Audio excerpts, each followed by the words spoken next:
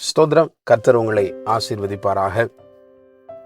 நாம் எல்லாருமே நம்முடைய வாழ்க்கையிலே நம்முடைய பிள்ளைகளிடத்திலிருந்து நாம் பல்வேறு காரியங்களை நாம் எதிர்பார்க்கிறோம்.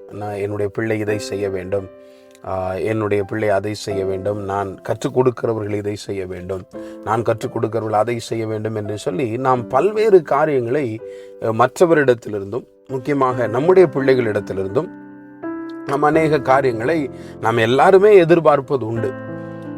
ஆனால் அந்த எதிர்பார்க்கிற காரியத்தை அவர்கள் செய்ய வேண்டுமானால் அதற்கு நாம் ஒன்றை செய்ய வேண்டும் என்பதை வேதம் நமக்கு கற்றுத் தருகிறது. இங்கே ஆதியாகமம் 37ஆம் அதிகாரம் 13வது வசனத்துல யாக்கோபு யோசேப்பை அழைத்து, நீ போய் உன்னுடைய சகோதரர்களுக்கு இந்த உணவை கொடுத்து அவர்கள் எப்படி இருக்கிறார்கள் என்று சொல்லி கேட்டு வா என்று சொல்லி அங்க நீ போகணும் என்று சொன்ன உடனே உடனடியாக அவன் சரி என்று சொல்லுகிறான்.